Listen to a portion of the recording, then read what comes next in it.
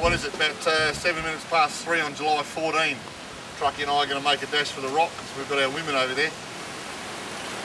Dad, the boys and Gloria are going to do it tomorrow morning. See you there. Okay, it's just after 3 o'clock local time. The roads have been declared open and Brett and Ash are going to make a run for it because the girls are over at Uluru. And the rest of us are staying and we're coming over tomorrow morning. We're going to sleep the night, get up early in the morning, and then take off then. See you later, mate.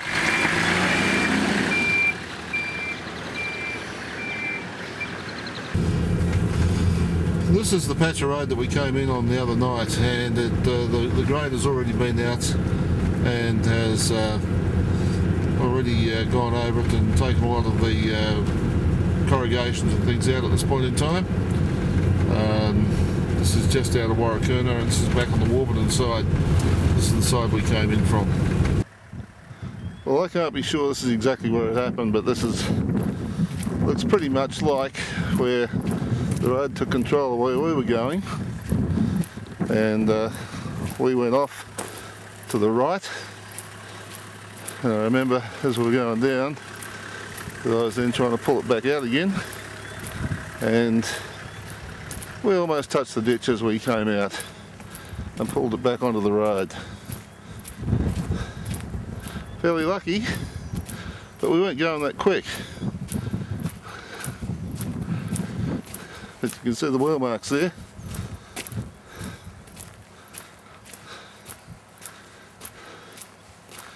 I'm sure these wheels on the inside here were probably the front wheels, and then the two beyond, the next one over, and then the bottom one, that would have been the back ones sliding around as we tried to pull it back out, and this is where they sort of met up again. Front wheel straight on, back one's over the top, and then back out and onto the road.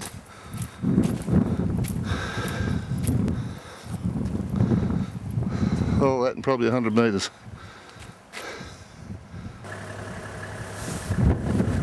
This is some of what we didn't see when we came in the other night, obviously because it was dark. These are the Rawlinson Ranges, and they're nestled directly underneath part of the ranges. There's Warakurna to the right, and just to the left you can see the dome there, which is Giles Weather Station. It's right up there. And then meanwhile, moving on, the Rawlinson's just spread out down the road. And it's along the base of that we came on the old abandoned section of the Gunbarrel Highway.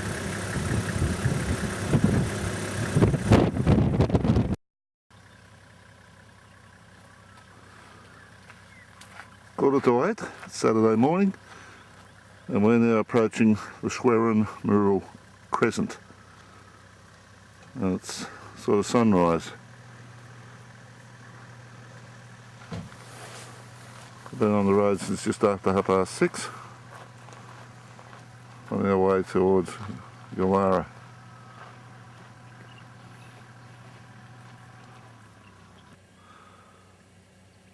It's now 10 to 8 in the morning,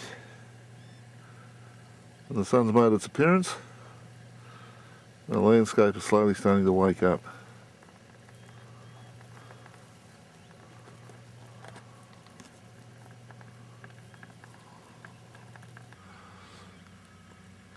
Clouds still sitting gently over the hills.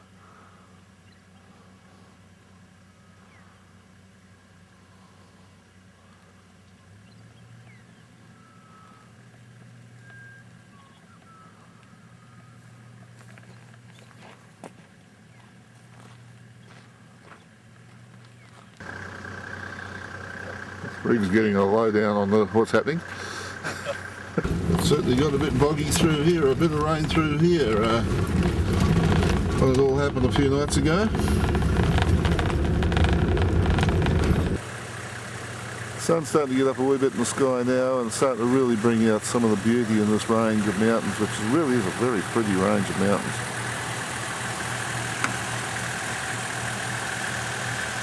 And it's right in the shadow of Len Beadell's tree on this particular part of the highway. Gill's Pinnacle rising majestically above the range. Just beautiful country here. What a beautiful backdrop.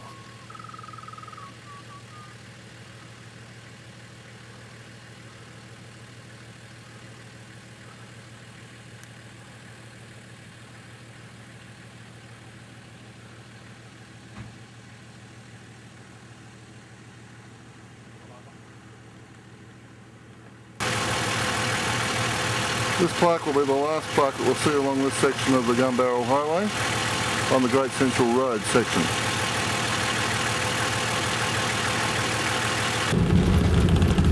How's that for a view straight down the road? Bit of cloud on the hill. The vehicles lined up for the obligatory photo shoot. From the border, that's how far we're going to go. And also the community's asking people, no grog, no dope. And nestled in underneath these hills is Docker River. No photography allowed in here, but we're going to go into the store and see if we can't get something to eat.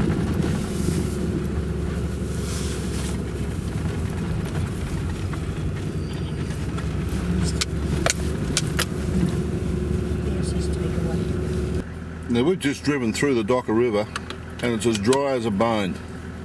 200 metres up the road, and look at this.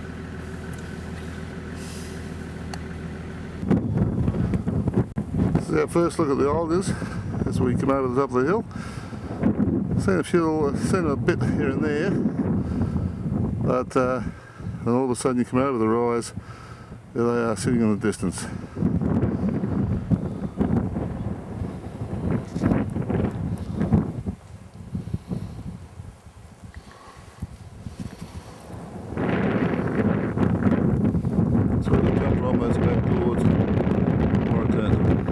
At this point in time we're within a couple of kilometres of the end of the road, and we hit the bitumen, and these things are awesome, aren't they? They just stand up and jump out of the...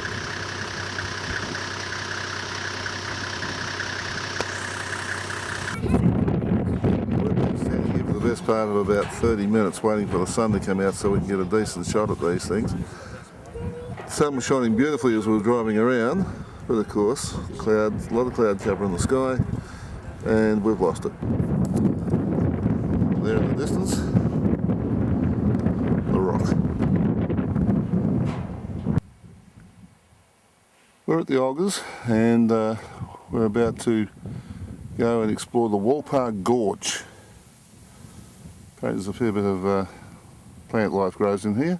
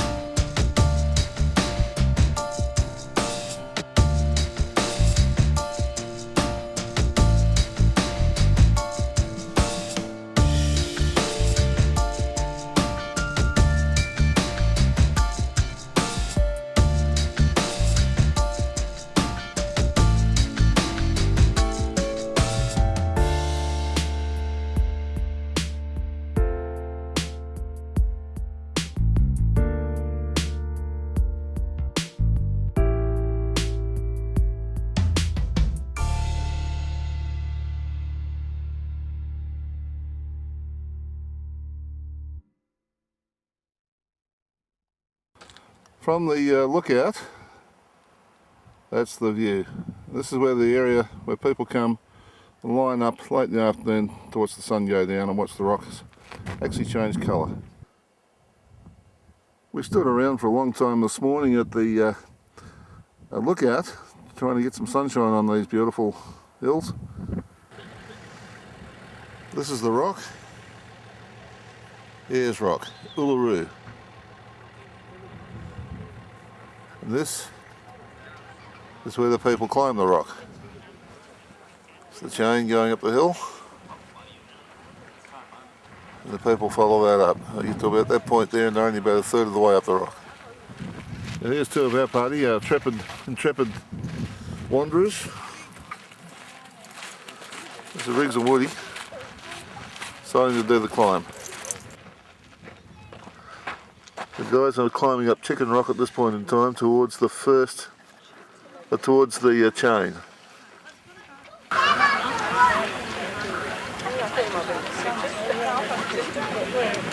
Riggsy's almost there.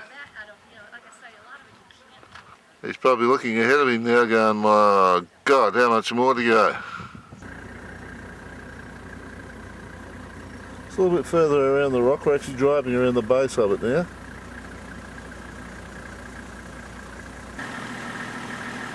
No cameras, no walking in that particular area. It's a sacred site.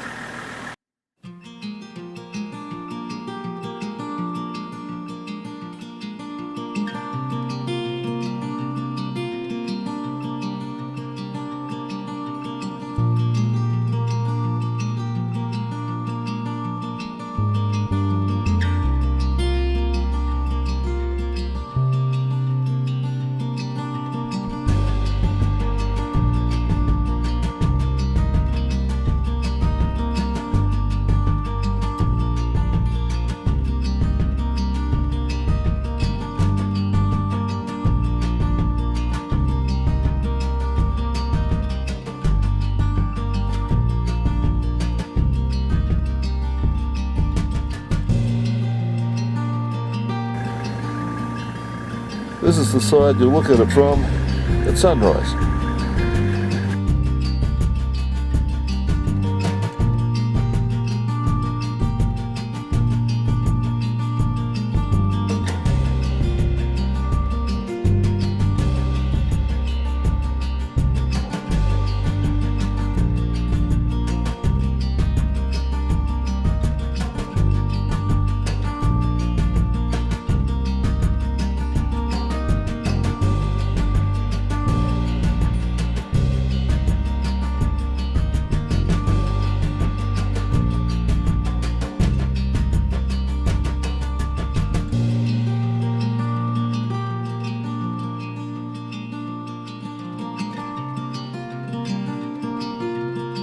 Yeah, I reckon if I look at that real carefully, I can see an emu in there, and probably a kangaroo as well.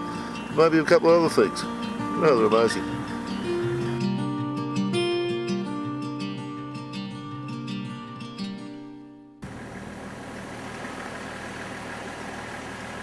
Those ants are actually the people walking up and down the rock.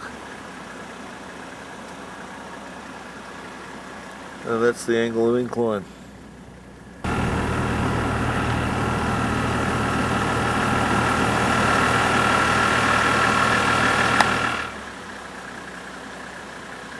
And if they happen to step off the side, she's a long way down. There are some amazing angles of this, depending which way the sun is, where you're at. And right there at the end, there's the ants climbing the hill. And going out of the side of the rock, a tree.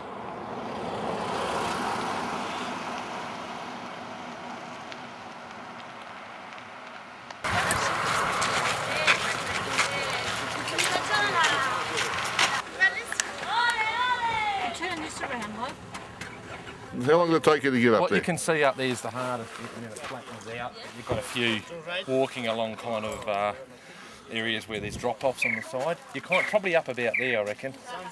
That's the top, but over the back there. So it took about half an hour to get to where you can see up the top there, and then I reckon it was another 25 minutes to get to the top, and about 35 minutes on the way back. But you kind of, that bit there, if you walk backwards, it gives your knees a rest. But geez, your knees are. It's not as hard as Bluff Knoll in the Albany. Not as hard as that. Bluff Knoll's worse, isn't it? Bluff Knoll's harder than that. Alright, it's just on 6 o'clock. So it won't be too long now before the sun sets. On July 16, 2006. Dinner time. Team effort. Sausages galore.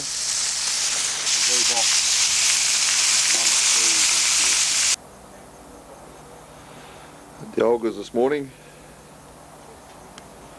I reckon that one there looks a big old dog with his head between his paws.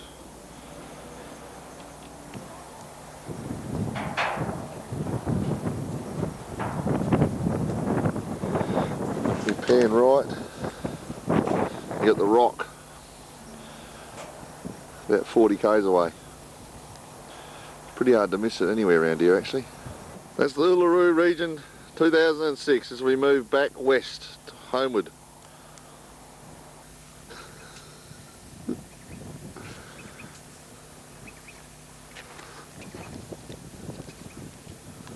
Lassiter's Cave. Harold Bell Lassiter. He came west of Uluru back in the 30s looking for his reef of gold that he claimed to have discovered as a young man about 30 years earlier. Well, Lassiter, when the other members of the expedition gave up on this reef of gold, Lassiter continued with some camels. Then, cutting a very long story short, they bolted from him about 15 kilometres from here, and he sheltered in this cave without food for 25 days in January of 1931. In sheer desperation after that, he left the cave and walked about another 15 or 20 kilometres or something before he perished. It's a good story actually, the whole thing. I mean, obviously the ending's not a good part of it, but Australia is not very old as far as white settlement goes, and legends like Lassiter and his cave and his lost reef of gold are very few and far between. The cave provided plenty of shelter, and water wasn't a problem. You just had to dig a few feet below the surface here, because this is a creek bed. He just didn't have any food. Didn't know what he was looking for, bush tucker wise. Not many people do though.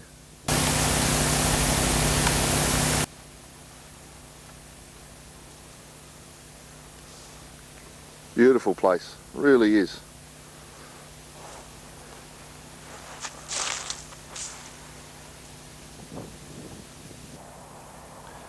This is another look at the Peterman Ranges. Just coming up to the WA Northern Territory border near Docker River. Absolutely beautiful part of Australia around here. And not many people see it because they don't venture out this far. No bitumen roads out here. And to be honest, that's just the way we like it.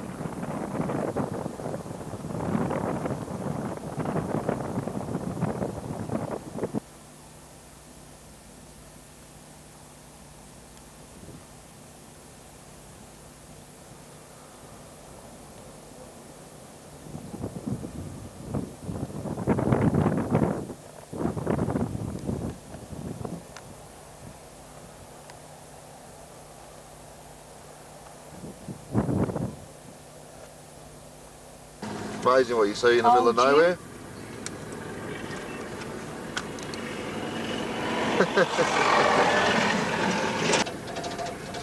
An old tractor convoy, you reckon, Father? Yes,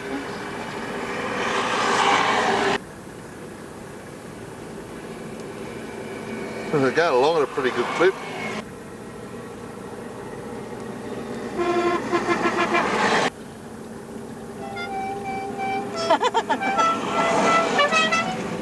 The things you see in the middle of nowhere. Having a good run? Well, for the Chamberlain 9G Tractor Club from Western Australia. We have members all over Australia. There's 21 tractors left Northern just over a week ago, and we're heading towards Normanton. On the way at Alice Springs we pick up 5 more tractors from New South Wales, Victoria and South Australia. We raise money for the Flying Doctor and children's hospitals en route. And then when we get to Normanton, there's another 18 of us are going up to Cape York and back to Musgrove where the tour ends. Got myself a stubby holder. Good, mate. Yourself? Good.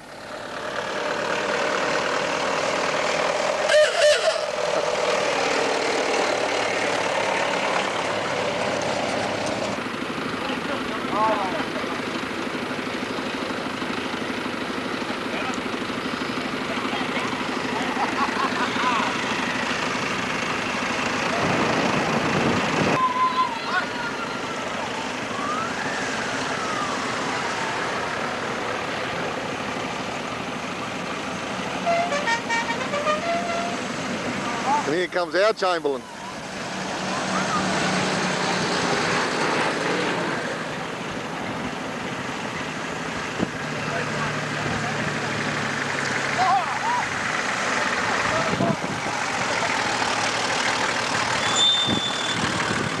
Did you get a picture of this Chamberlain with that Chamberlain? Ah, I did. Yeah.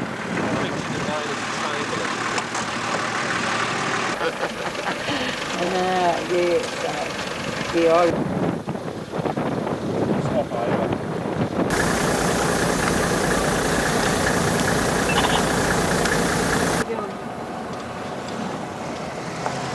This is the original Gunbarrel Highway. Right down there, it goes to Victory Down Station in South Australia. But our current position is about 29 kilometres from Warakurna, or / Giles. Back at Warakurna Roadhouse, we originally just had to top up his tank momentarily. Now it's down the road towards Warburton where we're going to camp. Camp at 85 kilometres east of Warburton. Breakfast. More like northeast of Warburton, wasn't it? Yeah, it's getting up that way, but I don't get technical like that. It's my little dodgy out the back. Good reasons for that apparently. You can see about 50 k's in that direction.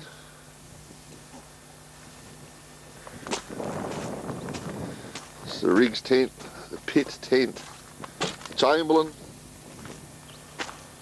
and the Iron Horse. Dodgy thermometer. Uluru, dodgy $6 thermometer says it's 5 degrees. I guess it's about 6:30. Well, I don't reckon it's that warm. Trucky!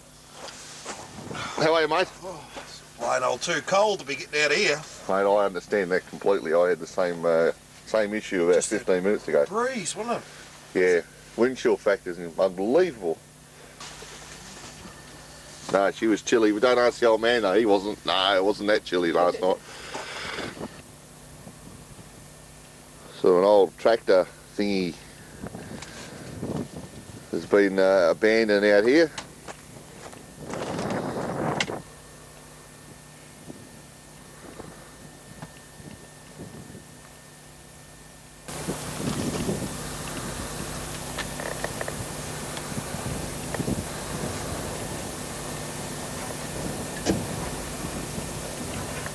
Back to Warburton, the weather's a bit better than it was a week ago when we were here. This is mainly a fuel stop. The girls are going to try and have showers, and my mission is to charge the battery on this video camera. Shouldn't be filming here, that's the only reason I'm doing it.